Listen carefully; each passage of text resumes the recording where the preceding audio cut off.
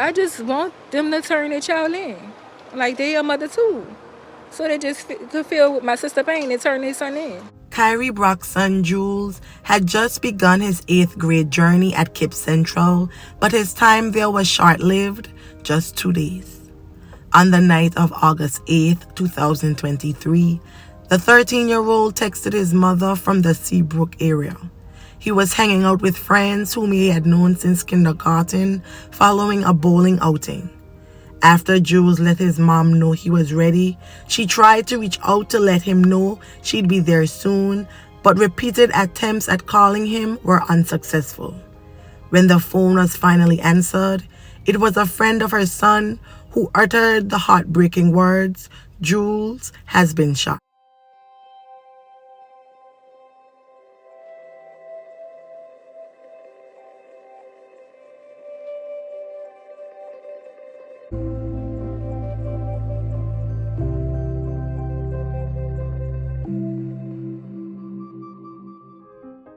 In the following moments, Juelz's friend tried to save him through CPR after placing Brock's head on the friend's shirt.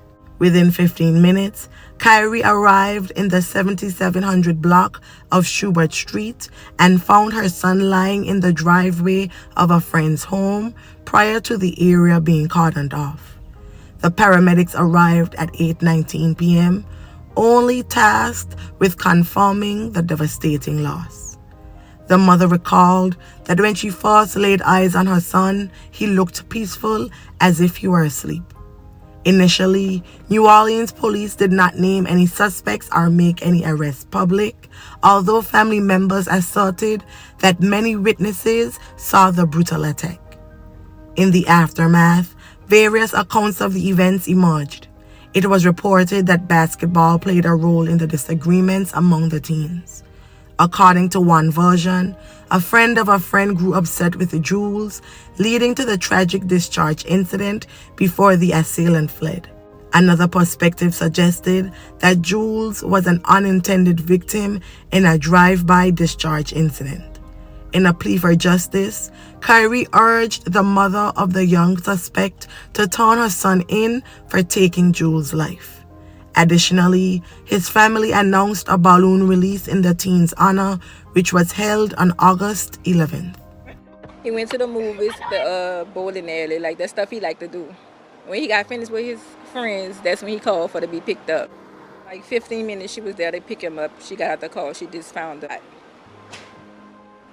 That's all we know for now. Praying for the family. I really think that this situation needs to be controlled a lot better than what it is with these kids. Nowhere in the world an 11-year-old should have a... We want justice because he didn't deserve that. I just want them to turn their child in. Like they a mother too.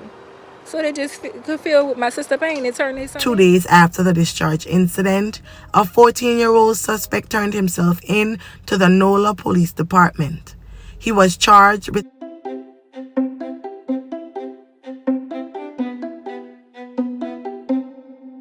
negligent harm, obstruction of justice, and illegal use of weapons. The authorities did not release his name due to his age, but Brock's family expressed their frustration, feeling that the charge of negligent harm was too lenient for an assailant who fled the scene before police arrived. The charge usually indicates that the discharge incident was not intentional. Following the arrest, a new account was revealed. According to news stations, it was believed that one of his friends, and I quote, accidentally fired discharges at a vehicle in the area, striking Juelz multiple times.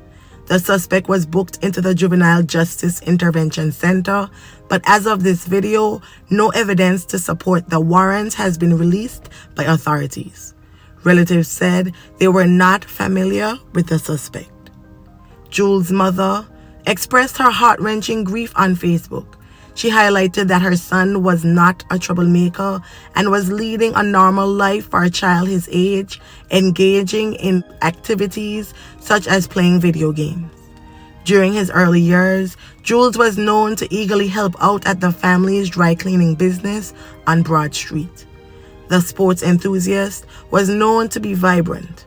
Up until 7th grade, Juelz maintained an impressive academic record, excelling as a star running back for both the football and basketball teams at Morris Jeff Community School. Despite his slight build, he possessed remarkable agility and speed, earning him the nickname Ferrari from his coach. Brock transferred to KIPP because of the school's excellent athletics. On the first day of the fall semester, he wore his brand new uniform and sneakers with pride. Juelz was also known to be protective of his brother, 5 sisters, and cousins. One of his sisters recalled that when she was working as a shift manager at Jimmy John's, Juelz wouldn't allow her to pump her own gas at night and would stay up to let her in so she wouldn't have to fumble with her keys. The head of school at Morris Jeff, Patricia Pawkins, also confirmed the tragic loss in a letter to families. He expressed deep sorrow over the loss, emphasizing the impact that Juelz had on his fellow and former classmates. We are deeply saddened by the news of the loss of our incoming 8th grader. The news of his passing has saddened many of our students who had the privilege of knowing him. During a scheduled meeting of the City Council's Criminal Justice Committee, a moment of silence was observed in honor of Juelz, followed by reflections on his life and the legacy left behind. Oliver Thomas, a city councilman, described Brock as a remarkable kid, never meant to meet such a feat. May the family and friends of Juelz Brock find solace in the happy memories, and may his soul rest in perpetual peace. Thank you.